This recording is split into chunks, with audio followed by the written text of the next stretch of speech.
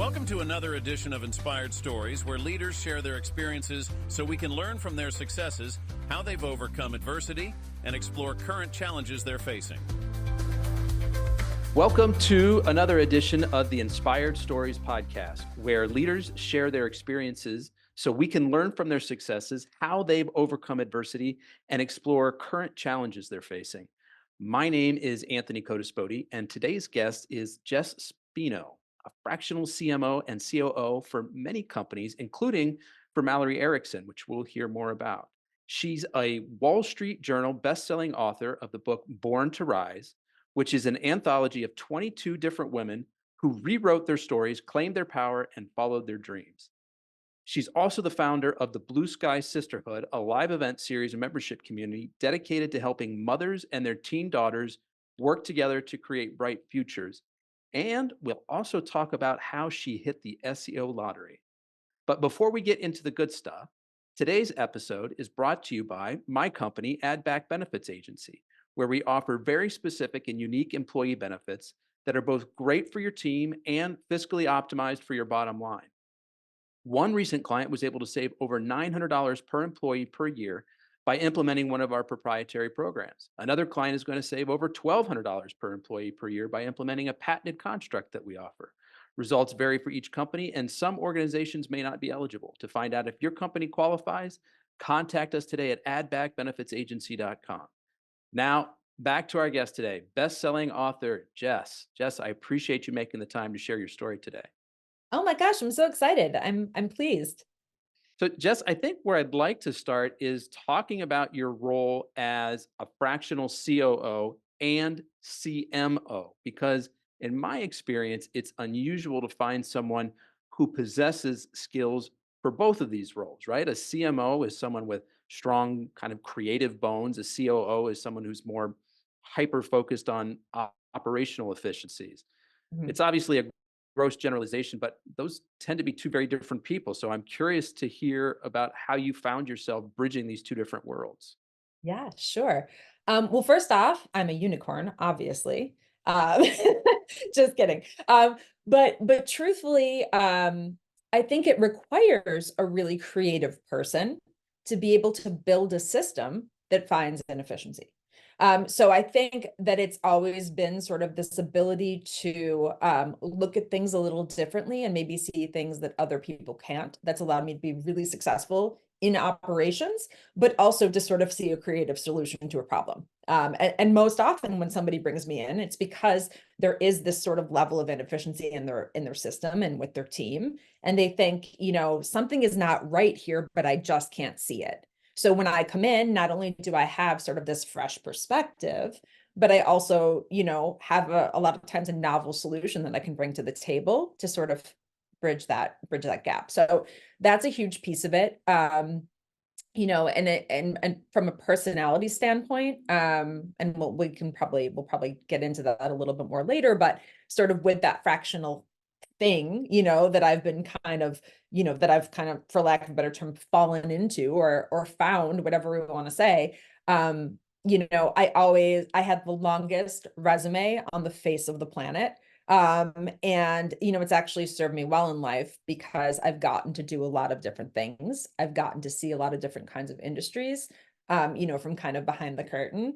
And that's also given me the ability to kind of come into, a business and maybe see a solution that's unique to their business or their industry, but that works really well in other industries, right? So in a sense, that is creative, but it's also really operational in a sense. I like that because a lot of times we think about creativity in terms of like copywriting and ad creative and logo designs, but creative thinking is powerful and impactful in all sorts of different parts of the business. And if you can, Sure. especially as a fractional, as somebody who's had experience in lots of different businesses, probably different industry types, you can sort of borrow like, oh, this is kind of similar to that thing over here. Let me, pull together this puzzle piece and this puzzle piece together from previous experiences, and Yeah. we'll make something really cool over here.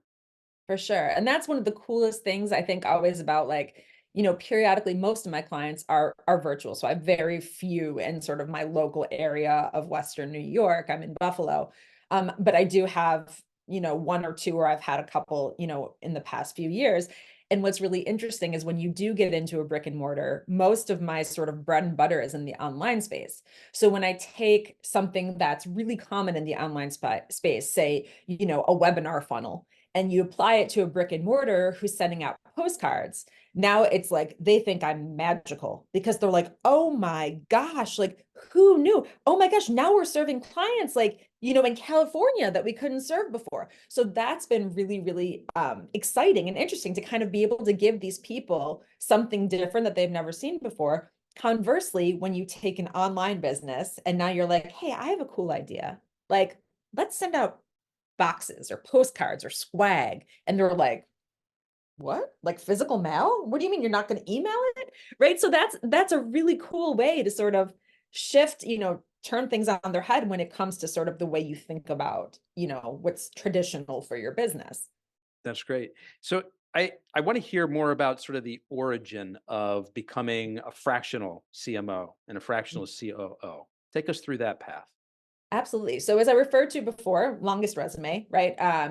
I went to Cornell University, studied communications after a failed stint as a food scientist. So I have an entrepreneurial father who worked in the food science industry. Really what he was is a very scientific salesman. So I loved what he did. And I thought, oh yeah, I'll go to Cornell for this. Literally after, a failed auto tutorial physics class and 30 hours in a chem lab. I just like, I'm a people person. This is not for me. Switched to communications.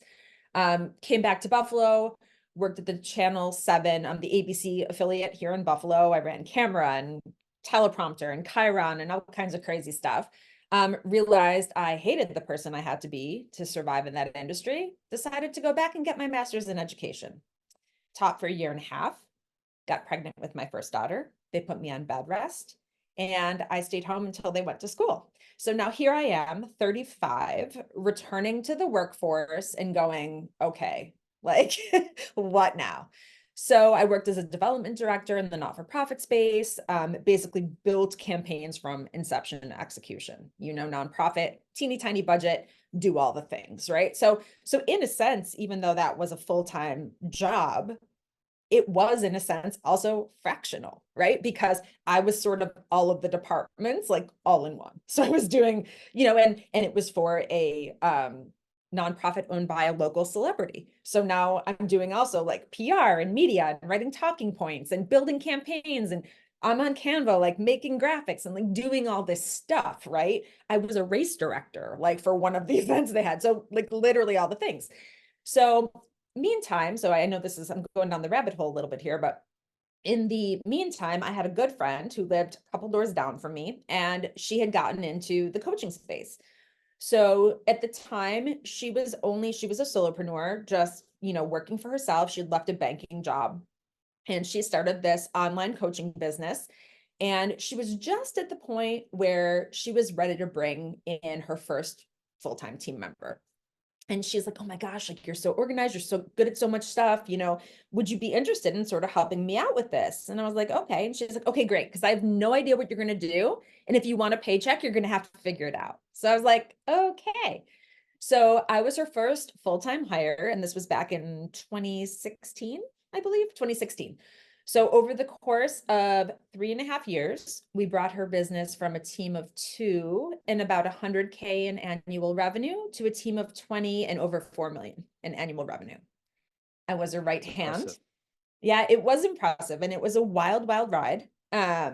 I was her right hand. And again, much in sort of the way that I like to do things. I like to carry a big turkey platter and say, stack it all on, right? So I'm, again, doing her marketing. I'm her number one salesperson on a team of 9 salespeople, closing coaching packages ranging from $10,000 to $60,000, right? So I'm doing that. I'm, sometimes she didn't want to hire somebody to be in the booth at an event. So I got the headset on and I'm back there, directing the show, literally wearing all the hats, doing all the things.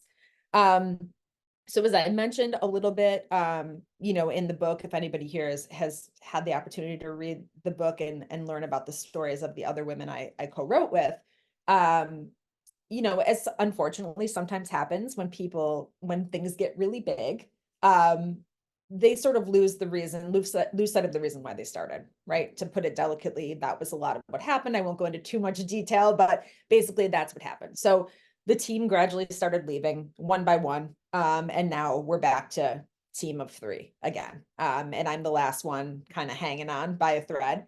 And eventually, the bottom fell out and I couldn't do it anymore. I didn't feel good about who I was again.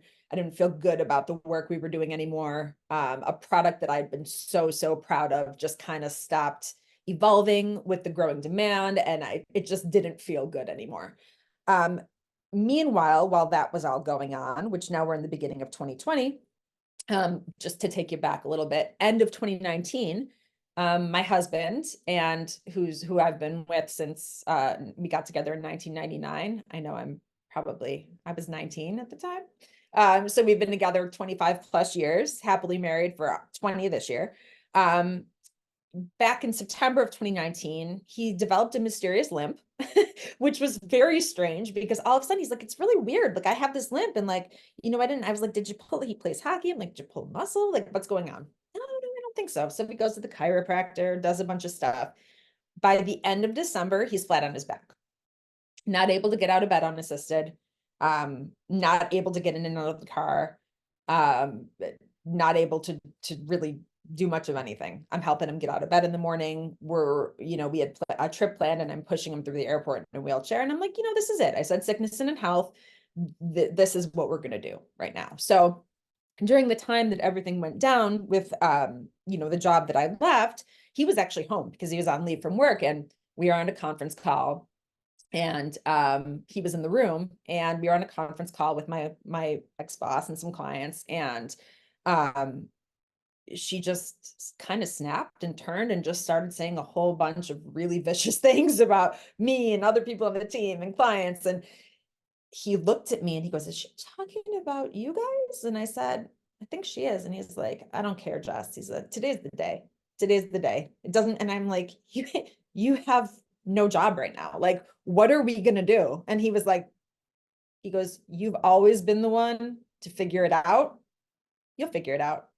You'll figure it out. So he said, his line was always, if we get into some bad word, you're going to be the one to figure it out.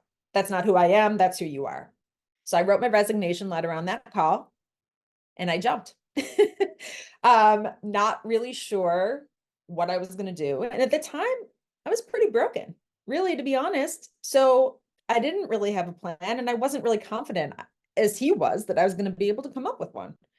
But whatever you call it, I don't know if it's luck, grace, right place, right time. I don't know. But when I left, a lot of clients, for whatever reason, had really been excited about the fact that I was on my own, and they had seen stuff kind of coming. And for whatever reason, a lot of the clients that you had been working with at this prior. Yeah. Okay. So they were attached to me, and a lot of them wanted to work with me or knew people that did.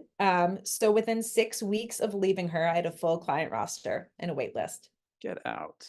So I think what this highlights is really the importance of, kind of a couple of things. One, doing the right thing, right? They were drawn to you because clearly you were treating them well in the course of working with them. And then I think the other thing that this highlights is the importance of your own personal network, right? I have a close friend who is going through a situation where both her and her husband are unemployed right now, and they thought that the transition from one place to another was going to go a lot faster, and they're sort of asking themselves, what do we do? Like, how do we get out there? Like, what's the next step look like for us? Like, we're scared. And the piece of advice that I gave was, look at your personal network. Always. And yeah, you can speak to that. That was your path.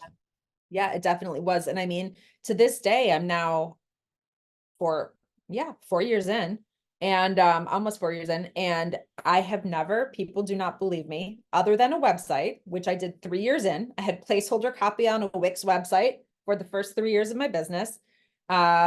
I have not spent a dime on marketing, not a dime, never run an ad, Never, other than like, podcast interviews or these type of things, writing the book, I've never spent a dime on advertising.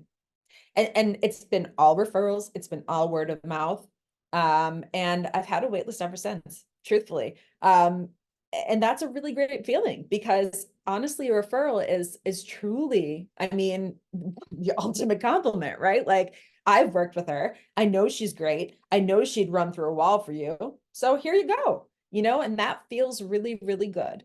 And thank you for saying that because I'm very proud of the fact that people saw in me something that I always knew was there. And that's also your brand, right? So that's a huge piece that I'm really passionate about is sort of your personal brand and making sure that you take whoever you are and turn the volume up to 10. It's not about being who you're not. It's not about, pretending to be, whatever Instagram famous influencer, airbrushed, whatever. I mean, that's great. I'd like to be airbrushed. That's all fantastic. But it's about just being who you really are, warts and all, and sort of making that your business card, making that your trademark, turning the volume up and saying, here's what it is, and that's kind of always been my thing. And I've definitely probably made some enemies along the way, just speaking my truth. But at the same time, the right people always stick around. I want to So, rewind a bit to something you said a few yeah. minutes ago. You got pregnant. You had Mhm. 2 kids, right? You Yep. s 2 girls. 2 girls, and you stayed home until they started going to school. So you had been out of Yes. the workforce for how many years? Uh, 7-ish. 7. Yeah. It's a long time. 6-ish. Yeah. When I'm really thinking one of them's, yeah. Yeah. And I'm sure there are lots of women who are listening to this who have been or are currently in a similar situation. Mm, I'm going to guess probably scared to wade back into those waters, feeling a little yeah. bit out of practice. What You do. what can you say about your experience there? Um, honestly, it's interesting because it was almost like I put less the my reason for feeling like I wanted to go back to work was less about me and more about them, about my daughters, because I was like, I want them to see me as a person. That's always been really important to me is like the legacy I want to leave for them is I want them to know who I truly was. Like I want them to not just think of me as their mom, but I want them to be like, you know, God, obviously I will, pass before them, but I want them to be like, yeah, like, she was a lot. Like she changed her hair every 2 weeks and, she loved, like, she would have had a whole sleeve of tattoos if dad would have let her. And she loved designer stuff and people couldn't figure her out. And she was, all of these, and she was hilarious. Like, I feel like those are all much more important to me than, you know, those are the things I want to be remembered for. And I want them to see that. And I want them to see me as a businesswoman who was courageous and wasn't afraid to sort of make a fool of herself, and wasn't afraid to sort of jump, because that in I think in life is something that's gotten me probably further than anything else is my willingness to jump, you know? So I want that for them. So that's a lot of the reason why I went back into the workforce. And I'm like, it was almost like a little bit of a challenge to myself, but also for them to have an example, is like, going to good schools, having a long resume, all these things isn't enough. You have to be willing to put yourself out there because you have that knowledge, that message trapped inside of you. And unless you're willing to put yourself out there, none of that matters. None of How that did you matters. put yourself out there? How when you decided that you wanted to get back into the workforce, what did those Mhm. first steps look like? I filled out an application. It's no different than anything else. And wherever you're applying, it's the same nerves when you've been out of the workforce for 6 years, and I always remember, and I think I mentioned, my dad being an entrepreneur from a very, very young age. My father always said to me, I don't care where you're interviewing, whether you're interviewing at McDonald's or you're interviewing on Wall Street, you wear a 3-piece suit, the jacket and the bottoms match, it's a conservative color, your hair is done, your jewelry is conservative. Like, this is not the time to show off your style. You show up like you want that job and you mean business. And I always took that to heart. And I remember my first job when I was 15, I interviewed at a junior's clothing store, which doesn't even exist anymore. I think it's called 579, doesn't even exist anymore. But I rolled up to that interview in my tiny little suit. And I walked in, all the girls were like, who is this? Who's this girl? But I got the job. And quite honestly, I think I've probably gotten 80% of the jobs I've ever applied for. And that is why. It's because I show up like I mean it, like I take it seriously, like the consummate professional. And I think even in this day and age, an age of virtual working, that still matters, because the way you show up is your personal brand. And the way you do something is the way you're going to do everything, right? Show up perfect, your work's going to be perfect. Shows that you're going to take it seriously, shows that you're going to follow through. So my dad, brilliant man, still is. That's great. Good old dad. Yeah, we celebrated his 70th birthday 2 weeks ago. So That's awesome.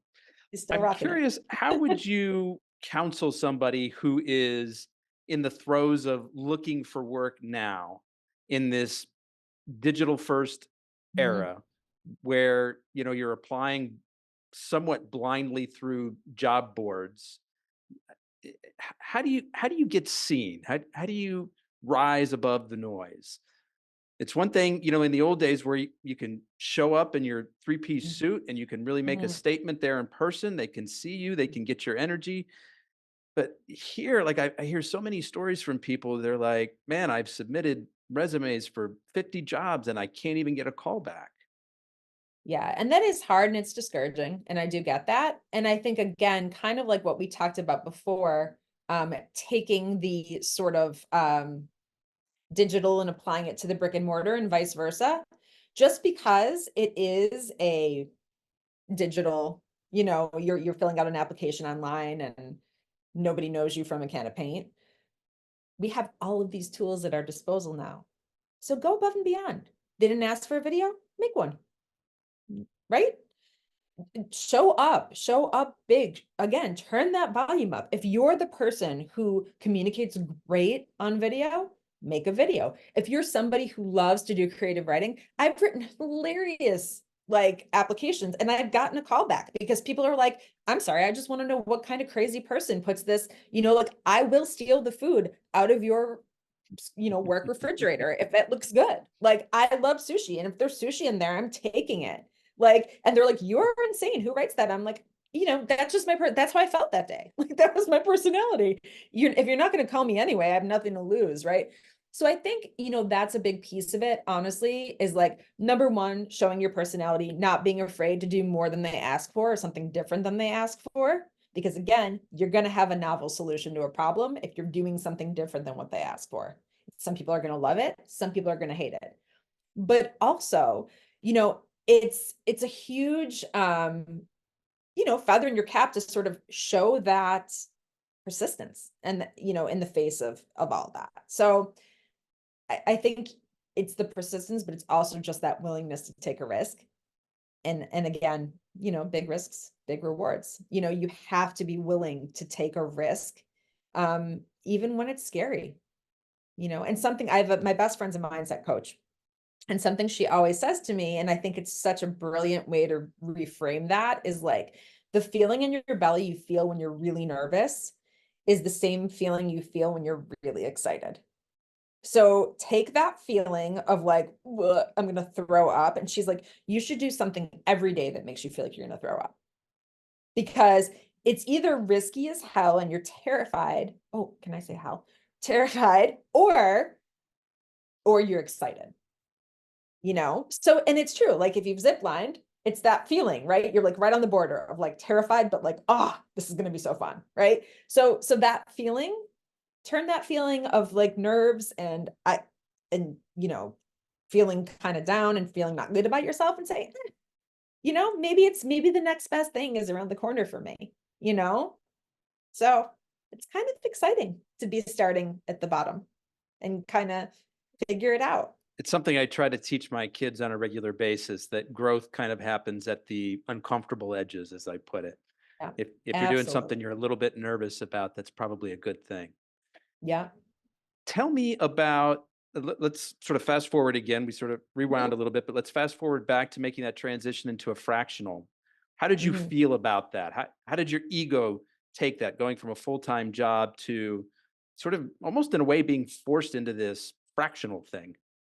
Yeah, I mean, it was I didn't always have the word fractional to lean on, and I think I mentioned a little bit about sort of, feeling like I had hit the SEO lottery. I kind of started calling myself that because I didn't really feel good about saying, like, I don't have this 9 to 5 anymore. Like, I'm not employed. Nobody wants me for 40 hours a week, right? And like, I'm kind of like piecing stuff together.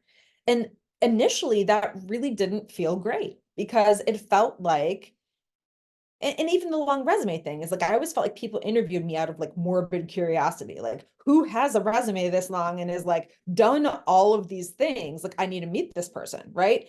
And they're always like, wow, like you've really never stayed anywhere. And it was kind of always this feeling. It's a very, sort of non-traditional, people kind of turn their nose up at it. Like, what's wrong with this girl that she's never stayed anywhere?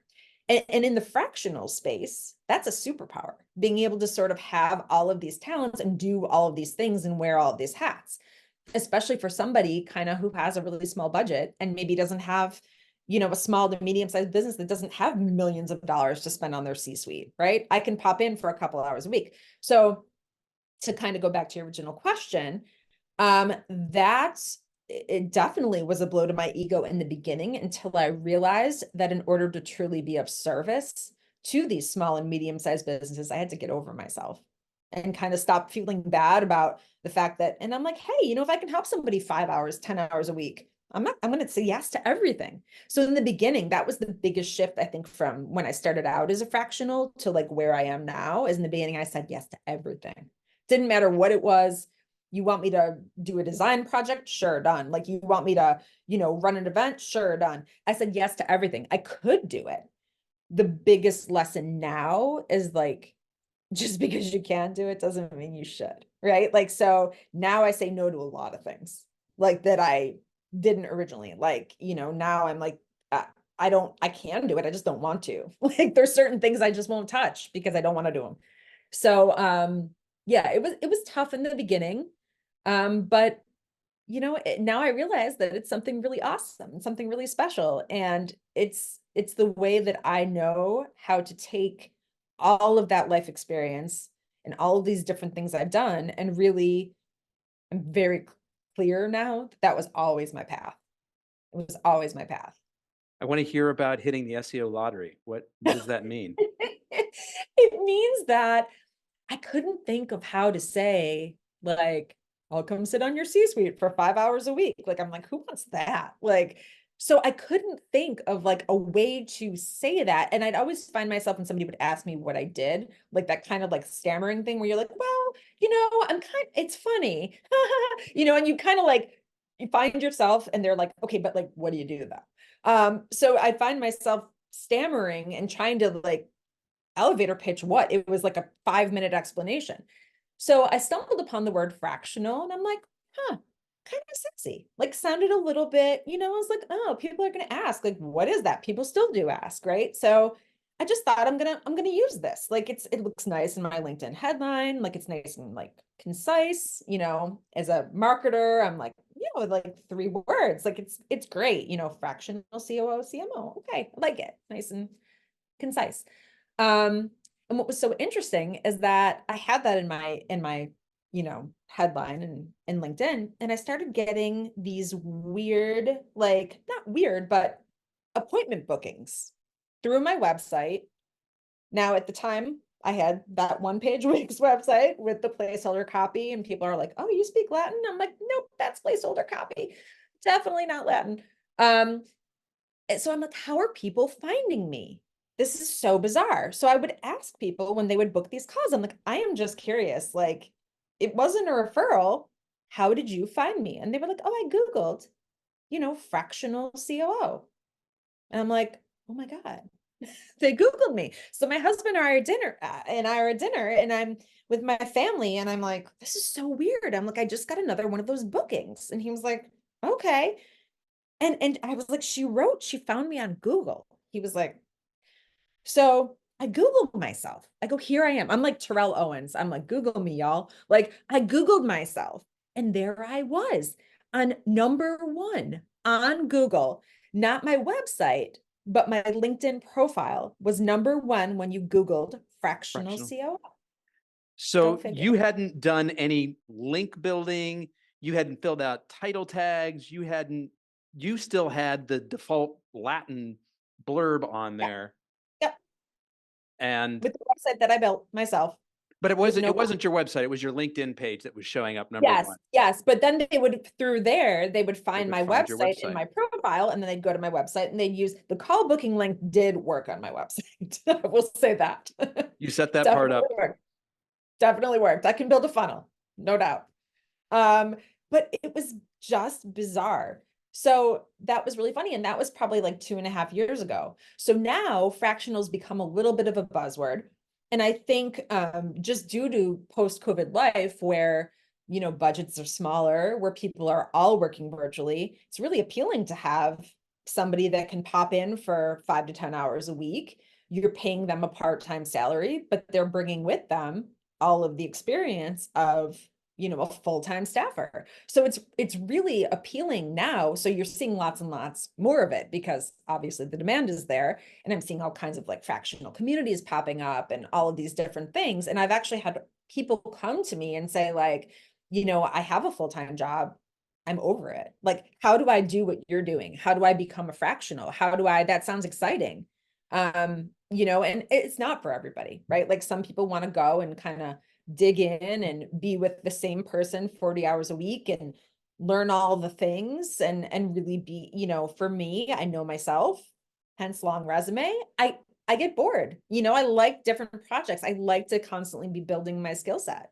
So for me, it's really kept me the job I've stayed at the longest of all those ones on the resume. So it's the way, it's the way I think. It's the way I build things. And it's always been my path, I think. Really do. You said that you have been saying no to a lot more things now. You sort of in Yeah. the enviable position of, you can be more choosy. How would you describe the ideal client for you? Who is a good fit? Oh man. Number 1 definitely needs to be high integrity and like myself, really clear on who they are and not afraid to let everybody know that. Um, I think it's really easy to copy someone and like try to be just like them. But it's much harder to sort of stand up and say who you really are. So that is absolutely a prerequisite for me. I absolutely also want to work with somebody who has something to sell. So in the beginning, I would say yes to a lot of people who were building a business. And I think this was a remnant of kind of working for an international business coach. She worked with lots of people who didn't have a program yet or didn't have a business yet and were trying to figure out their brand, who they were, what they sold. I've realized sort of in my sort of sweet spot of what I like to do, I love branding, but I don't market myself as a branding specialist. So working with people and trying to market something that doesn't exist yet is really challenging for me. And it's just not my sweet spot. So that's something I will say no to now is like, do you have a proven product? Do you have a proven system? Because if you don't, it's going to make our work together a lot harder. And this includes startups. I've worked for a couple startups, like software companies or similar things. It's been really challenging because they don't have a product. I don't know what the benefits are. I don't even know how to like talk about what the cost is because sometimes they don't even know yet. Like they know what the price is, but they don't know what the cost is. So they don't have a budget for marketing. And I'm like, well, there's only so much I can do with like MailChimp, like, or Gmail. Like, we need to track, we need to look at metrics, we need to proceduralize, we need SOPs, like we need all these things, we need a meeting structure. You don't even know who's on your team right now. So these types of things, those are the things I will say no to right now. And I didn't always, but I've learned like, not that I think startups are amazing. It's just not for me. Like I want to take something that's awesome and tell everybody it's awesome. That's my sweet spot for sure. Just tell me about your Wall Street best-selling book, Born to Rise. What was the inspiration behind writing this book? So again, it was kind of a really interesting network thing. I had a client who wrote her own solo book, and then I met her publisher at an event. Her publisher was like, oh my gosh, she's like, you are just like a ball of fire, energy, whatever. She was like, I would love, we're working on this project, I would love to feature your story. So it was an interesting process because I never expected to really bond with the 21 other women that wrote their stories as well. We did some in-person retreats. We were all over the country, but we came together a couple times in Rhode Island, where my publisher is, just to meet. And it was like this instant bond. And what was really interesting too is that as much as I had done the work to heal from sort of the trauma of being in a really, I'll just go ahead and say abusive job situation with my other boss, and really feeling very much taken advantage of in that situation, I'd done a lot of work to resolve that and to try to, by nature, we're all, people, we have these tendencies. I was very codependent. And a narcissist needs a codependent, right? So I did a lot of questioning, like, why, how did I fall for this? Like, I'm smart. How did I get in this situation where I allowed myself to be controlled like this or manipulated? Like, so it was interesting because despite all the work I had done, the process of writing the book brought a lot of that trauma back up, where things that I felt like I had healed, I really needed to rework on. And it's good. It's a good reminder that like, you were here, now you're here. You can always go back there, so never stop working. It was a really good, solid reminder of that. So, just telling the story and kind of like working through the process was really the experience of that. I was much, much prouder of than the finished product. Love the finished product. Never expected to have it be a bestseller. Like we never thought that was even a possibility. So that was just the cherry on top. It truly was the experience of writing it that was my prize. Like, so yeah. And I did, it was a funny process because everybody's like, oh, how long did it take? And it's just a chapter. Like I'm not, it's not a solo author. I'm not going to like get carried away with like what a great accomplishment it was. People are like, oh my gosh, like it must've been, I was terrified because I was afraid my ex-boss might come back even though I didn't use her name or anything like that. I'm like, what if she comes back? What if she sues me? Like, all of these things start kind of going through your head of like what could happen. But it was actually really funny because and everybody who knows me knows this will come up in this interview, but my husband and I are really into bourbon. So I'm a bourbon collector. We started during COVID. I'm like 70 bottles in now. We're really into it. We're in a club. So, but it was the funniest thing because he literally, my kids are wrecking something upstairs, literally dropped me off at a bourbon bar with my laptop. And he said, I'll pick you up in a couple hours. So I sat there like Ernest Hemingway with my big old neat bourbon. And I just said, when this glass is empty, fill it. And I just wrote, and, then he came and picked me up and I was like, chapter's done. He was like, oh my God, woman. He was like, you are a couple hours and a couple glasses of bourbon, huh? Good bourbon. And I mean, so I said, everybody says, how'd you do it? And I said, I wrote it like Hemingway. Sat there, had a couple of whiskeys and, it was done. Now, aside from the process of writing the chapter of that book, I'm curious to hear more about the personal development work that you did to, as you said, heal those wounds from that prior experience. So one of my first clients, and again, the universe will send you exactly what you need, right? One of my first clients when I left her was a psychotherapist. And it was really, really interesting that was one of my first big clients after I left because, I remember just coming to her kind of small, broken, kind of like, oh, I'll work for whatever you pay me. And she was like, you come super highly recommended. It was a client from the other, boss that had recommended me. And she was like, you're amazing. Like, why are you so quiet? Like, why are you so scared? Not quiet, but I was small. I was always like looking for direction. And she was like, you know more than I do. Like, I hired you because you're great. Go do it. And she was the one who actually really gave me the word narcissist and narcissistic abuse for what I had been through. I knew I was codependent. I come from a long line of codependent women. we're a big Italian family where you got to take care of everyone. So that I knew that I was codependent, but I had never before thought like, I'm an abuse survivor. And I knew somewhere inside of me, and my husband had been saying it for years. The whole time I was with her, he was like, you're like a battered wife. Like, you just keep going back. And she just keeps doing this to you over and over. And you just keep going back. And it's enough. And at the time, I was working 70-hour weeks. Like, it was just insane. Like, I was answering, passive aggressive text threads at my daughter's dance recitals, and just, it was nuts, and I look back at him like, so I think, to answer your question in a very long-winded way, I think the work that I did was just being confronted with the reality once I was out of it, and really looking at it and holding a mirror up to myself and saying, you can see this in everyone else. I was the first one. I mean, you can see from me that I'm like right on the surface with everything. I'm a very strong woman. I speak my mind. I'm not afraid of anything. So I would have told anyone to their face, like, what are you doing? You can see this in anyone. But I couldn't see it in myself when I was in it.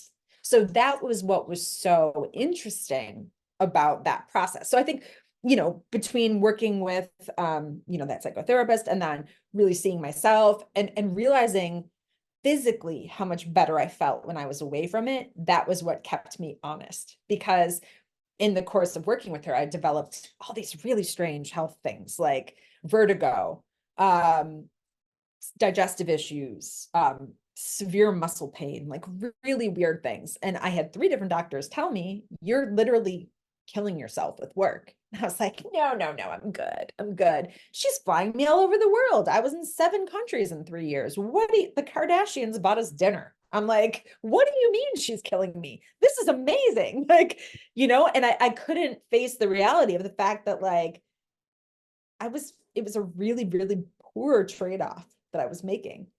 So I think it was feeling great was really part of the way I did the work too, is like, if you want to keep feeling like this, you need to stop it, So that was a lot of the work I did, and just really being aligned with people that supported me through the process and really like supported my continued healing, and, called out what they saw, and they're like, you needed to come to that yourself. You were crazy when you worked with her. So it was really enlightening, and I'm grateful for the people who stuck it out with me as I, came back to reality. Tell me about your role at Mallory Erickson. Oh, Mallory. Okay. So Mallory is the only person that I've ever considered, truly, since I've been fractional, ever considered turning it in for. Like, just saying, yep. Working full-time for. Working full-time. The only one you've thought about giving the fractional Yep. title. Like, I could do this forever. And the reason is like, when we talked about what I look for in a client, she checks all those boxes. She is constantly over delivering in everything she does. Her mission is a really, really noble one. So she works with nonprofit leaders, fundraisers, nonprofit professionals, to help them raise more for their organizations, but in an aligned and sort of non-gross way, if that makes sense. So without all the things that nonprofit, that fundraisers have to do to get donors, and all of that stuff. And having come from the nonprofit sector, I know firsthand what that felt like, of like, I'm constantly hounding people for money. I'm constantly like, I hate asking. And the way that she reframes that in her program is really beautiful. And it's really based on aligned relationships, which is, a huge piece of like what I love about even just, kind of the way you found me and reached out to me. That's all alignment, whether we know it or not. That finds us even when we're not looking for it. And I think in any business, that's the same thing, right? So with her, I love what she stands for. I love what she does. And on top of just professionally, she is literally probably just one of the kindest, most brilliant, incredible people I've ever had the pleasure to know. And it was funny because I actually jumped in. I jumped in just to support her. She had gone through some staff transitions due to, some personal stuff they had going on. And she was actually 36 weeks pregnant when I came on her team. And I came in to support her just as sort of, like a marketing assistant, basically, because she had this transition. I saw it on Instagram. My best friend had followed her and she was like, oh, you should just apply for this. She's like, you got to be comfortable with the tech stack. You'll just crush this. She just needs help for like a month. Until she, or 2 months till she comes back from maternity leave. So I jump in, I'm working with her. Within a week, she goes, I want to have a touch base with you at the end of your first week to just make sure you don't need anything, da, da, da. So we get on the call and we both I was like, hi. She goes, hi. And I'm like, you go first. She goes, I really want you to work with me full time. She goes, I need a COO so bad. I've always wanted one. And I was like, oh my God, I was going to say the same thing. So it's just this weird thing because literally, we both were thinking the same thing. I was like, I want to be this woman's business Within the partner. first week. Within the first week. I was like, I literally want to be this woman's business partner. Like, we can create such magic together, and I feel it. I'm like, if she will give me the opportunity, I feel it. Well, the next week she went to labor early. So I had been with her for 2 weeks and I was like, hey, see you in February. So it was wild because literally I jumped right in and we just worked it out and we were texting and she's like, hold on, I have a baby in my lap. And we just figured it out. And I think it was again, alignment, right? Like it was just, she knew it would be right and I knew it would be right. And we both called it out and it's not without, we've definitely had some hiccups. We had some hiccups in our last launch just due to kind of planning the launch separately and what she had envisioned and what I had envisioned were different. So then we were actually both, coming together and she was like, wait, I thought this. And I'm like, wait, I thought that. So, we definitely have had some hiccups, but I always say to her, we kind of look back and she was like, you are not ever getting rid of me. And I'm like, perfect. And I'm like, someday when we're sitting on our multi-million-dollar empire and looking back, we'll be like, remember when we were first married and we had those super ugly curtains from Sears and we got in a fight because you bought a $20 ratchet set without asking me? She's like, what are you talking about? I'm like, we were newlyweds and we're going to look back someday and think about how small and how ugly it was. And now we're going to be like, woo. And not in no way is it small and ugly, but it can be so much prettier and so much bigger. And we're going to do that together. So it's awesome. So every once in a while, I'm like, I'm sorry about that thing I screwed up, but someday we're going to look back at the ugly curtains and we're going to laugh. So I'm looking at her website, MalloryErickson.com. Yes. And I help nonprofits fundraise more from the right donors so they can stop hounding people for money. And this goes to what you were saying, sort of takes the ickiness out of it. But what does that look like? Like, how are you getting money from people without hounding them for it? By treating them like people. That's it. And part of her process and part of the system is really something she calls funder mapping. So it's really looking at what you have to give as an organization. And it's not the same for every organization, but what your unique assets are and how they actually fit. So I think part of what she talks about is that a lot of people will look at, and this goes for not even not-for-profits, this goes for, traditional business as well, is you look at somebody and you're like, okay, so let's say, for example, that I'm oh my gosh, I can't even think of a good example, but a charity for young athletes, for example. So then you start looking at every tangential thing that might in some way be related to sports. And these are the people you go after for funding. Now, on paper, that makes sense. You're like, they like sports, we like sports. Yes, they should partner with us and give us money, right? But at the end of the day, there needs to be a fit and more than just your interests. It needs to be a fit on their timeline, on how they give, on how often, what time of year they're actually making their contributions, what they're looking for. So what holes can our organization fill in their organization, right? And you know, something I've always said, and even, you know, back when I worked in nonprofit, is like, you know, having somebody sponsor you is not charity, it's marketing, right? So you have to think about the shared audience. You're not thinking about, oh yes, they really want to give money and I really want to take money, so this is a perfect alignment.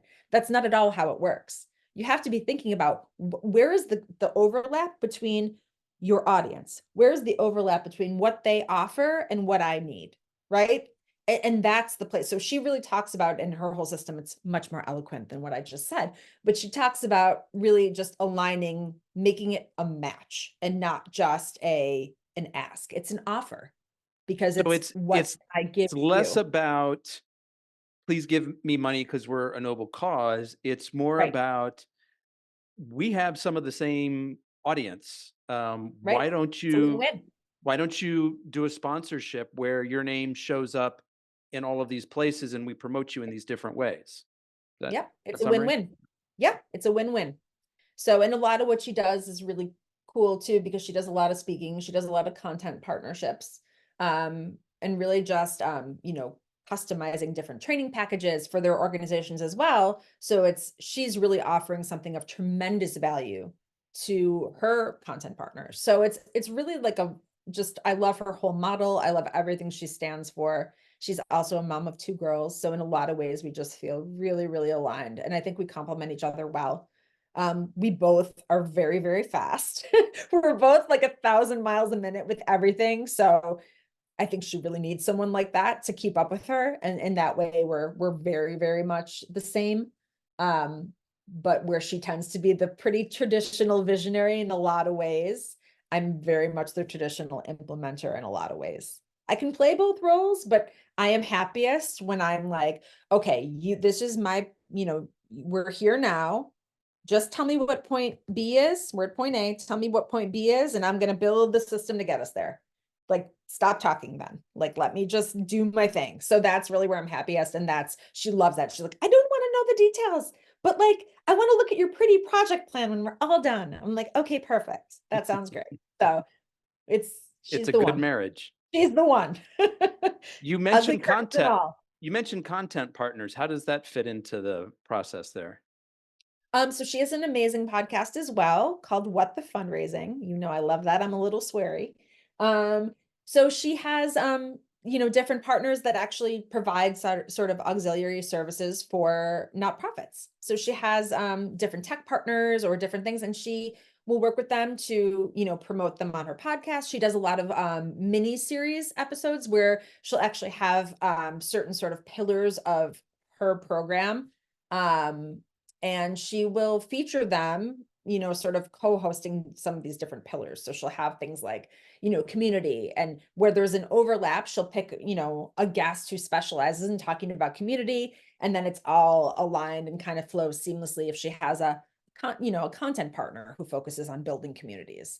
So it's a really cool sort of aligned way. And again, she creates those resources. A lot of times she'll have a content partner that will sponsor a course.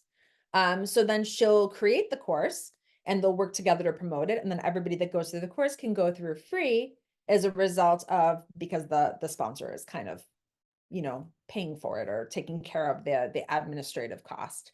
So it's a really nice way to, you know, get the knowledge out in the world, do something we're super proud of, and just continue to kind of put money into the sector. That's really in a tight place right now. I want to hear about this upcoming live event series that you're working on, the Blue Sky Sisterhood. How did this come Oh, yeah. about? What is it? So again, you know, we talked a little bit about legacy and really how I want to leave a legacy for my daughters. And that's one way that I feel like I can do that. And part of that is it's a really interesting thing when you see your kids become people.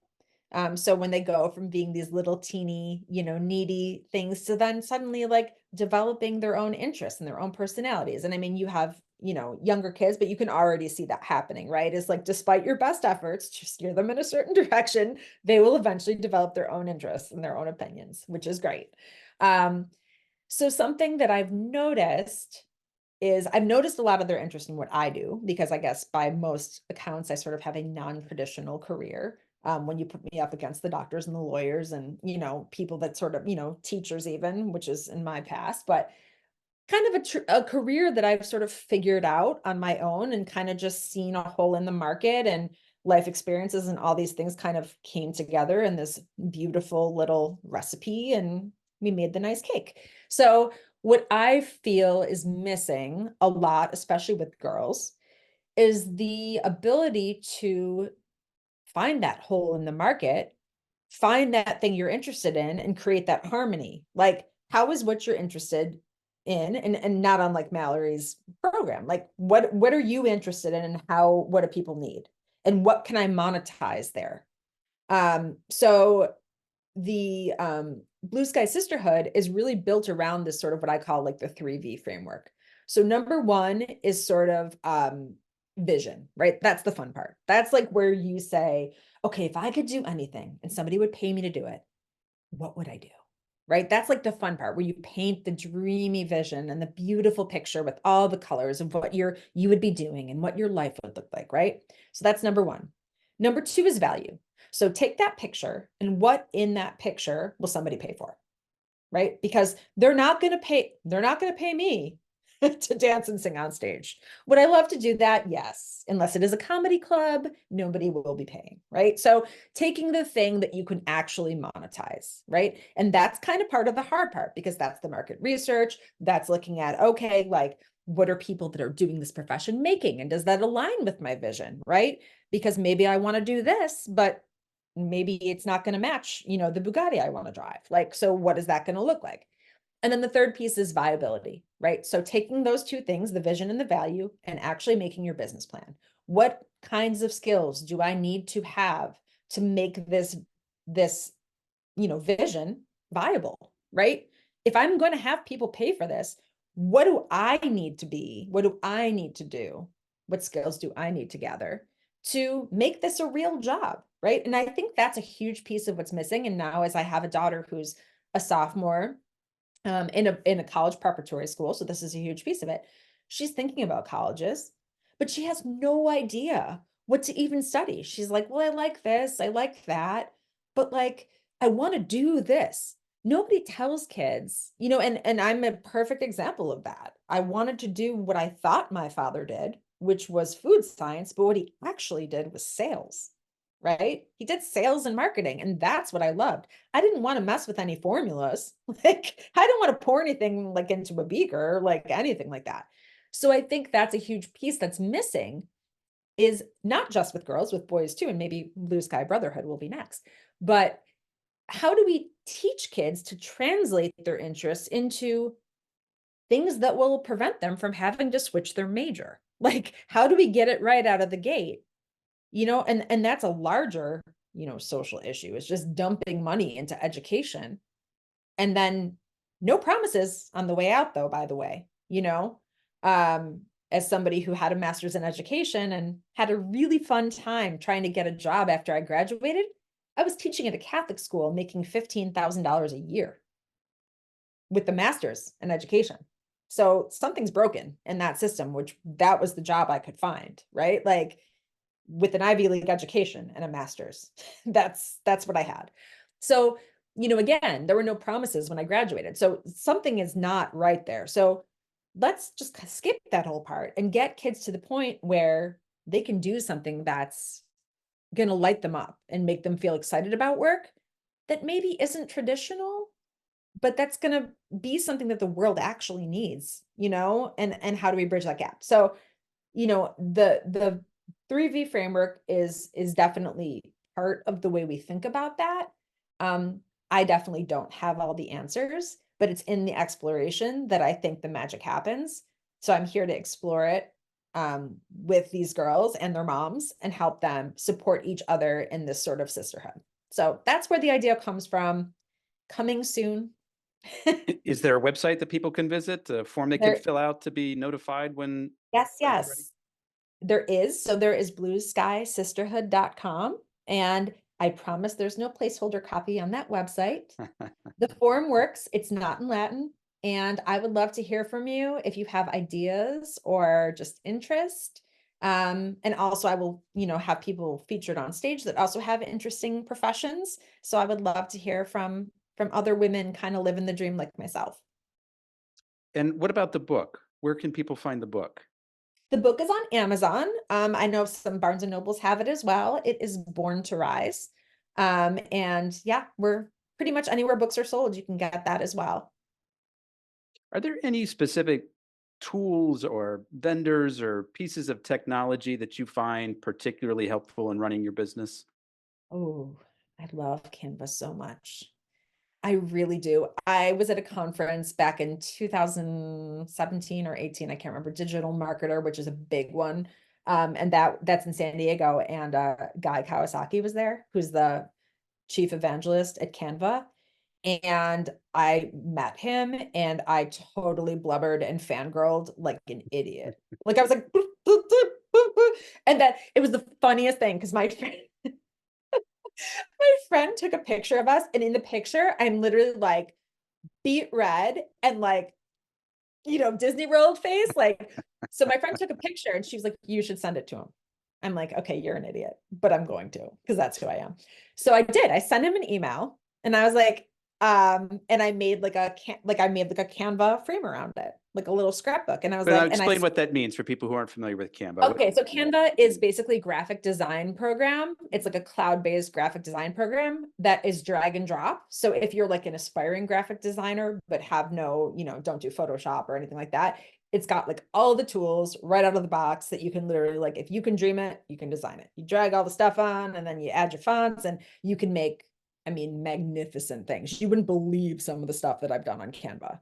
Print ready, beautiful PDF, everything. So I made a pretty little, graphic designed frame around it. And I found his email and I emailed it to him and I said, this is for your scrapbook. And he emailed me back. What did he say? He was like, I will absolutely save it. It was very nice to meet you. He was like, I have no idea who you are and you are crazy. And I'm like, I promise I won't come to your house. But I was like, this is what I mean. Like, this is a man who found a hole in the market and was like, there are lots of people who have great visions for design, but maybe they're not tech people. So let's give them digital scrapbooking. That's essentially what it is, right? You just drag all the stuff on the paper and you stick it there, and brilliant, brilliant. Change the game for so many people. And this is, there's some inspiration here for the Blue Sky Sisterhood? Yes and no. I think it's really just the idea of sort of taking that vision, what you like to do, what you know how to do, and then bringing it to market and giving other people that opportunity. So I think he just really, found a hole in the market and built it. And I would love for our daughters to all be able to do that. Maybe not with a product, but maybe with a service, or maybe with, some other sort of work, and again, an example of that is my my daughter Sophia, when she was little, loved animals. And she always talked about how much she loved animals. She was bitten by a dog, I'm not kidding you. And on the way to get her one little stitch, she was like, I still love all animals, just some animals are not nice. She still loved animals. So this was like crazy. But people would always say to her, like from when she was like super tiny, she would be like, they're like, oh, what do you love? And she was like, I love dogs, I love cats. And they're like, oh, are you going to be a veterinarian?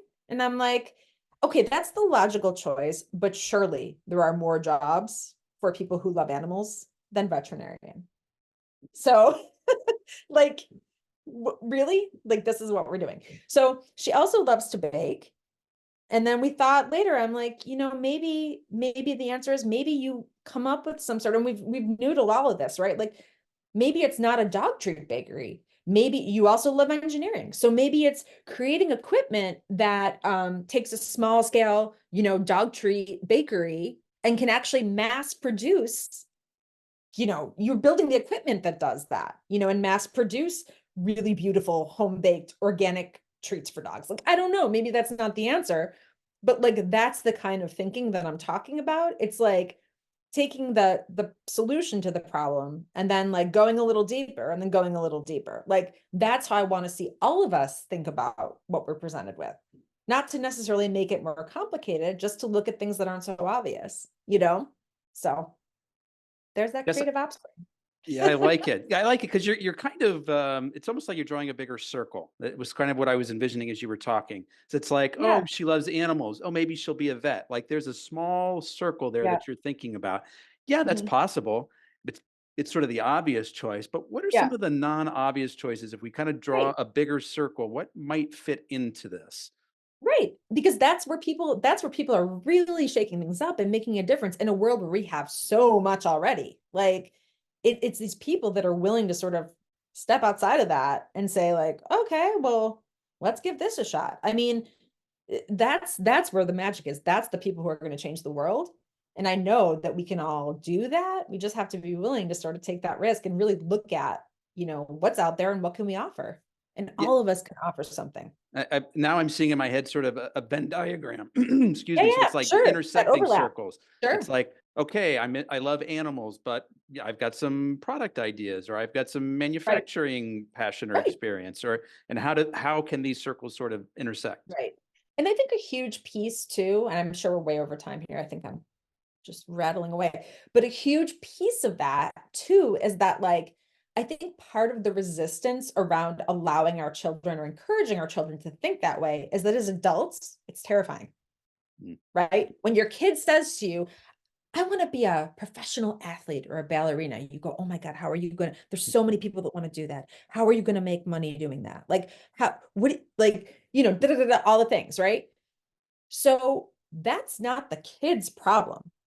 As a parent, our job is to guide them to thinking about what's possible if that doesn't work out, right?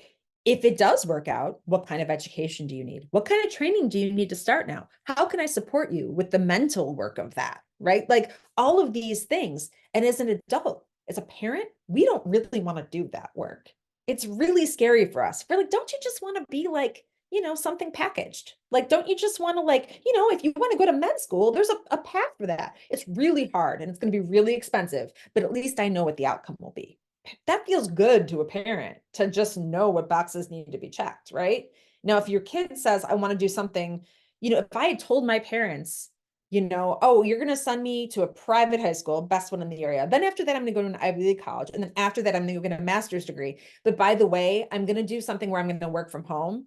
And a large piece of it is going to be playing around on Canva and copywriting. They're going to be like, yeah, okay. Like, just get your GED. Like we're investing hundreds of thousands of dollars to give you this top level education that really you had within you all along, right? And that's not to throw any shade at a GED, but the point is the education was never the point. Yeah. It was never the point. I didn't even need it. Just figured it out. Jess, I have one more question for you, but before I Sure. get to it, what's the best way for people to get in touch with you? Oh, I love a full inbox. I would absolutely love people to email me or fill out the form on my website, which is jessspino.com. And it is Jess.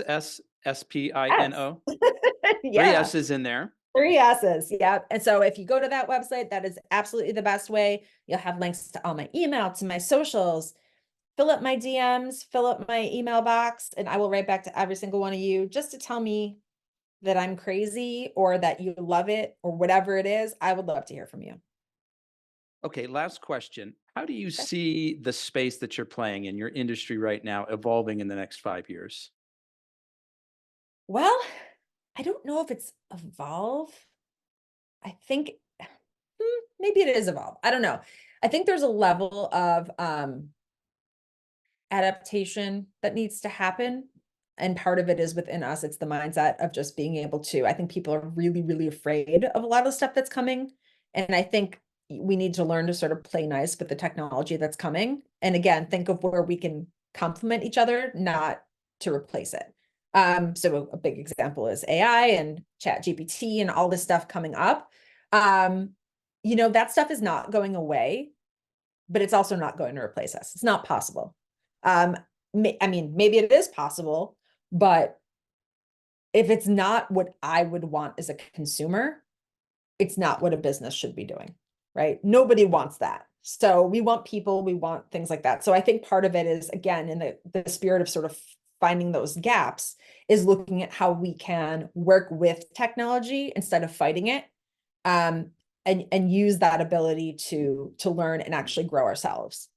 So I use ChatGPT and Hoppy Copy and all these fun sort of AI tools in my business all the time. Am I copying and pasting from them? Absolutely not, but I'm absolutely having them scour the internet and do research for me. So, I mean, this is the world we're in. I could be terrified of that, or I could embrace it and say, cool, makes my job a little bit easier. Instead of spending, on Google, spending 3 hours on Google, I can get really good at refining my prompts and get exactly what I need from AI in 30 seconds. So just knowing what tools are out there is going to eventually make your job a lot easier, and learning to work with the technology. That's how I think the space is going to evolve, and we just need to evolve with it. Jess, thanks so much for sharing your story with us today. I appreciate it. Absolutely. Thank you for having me.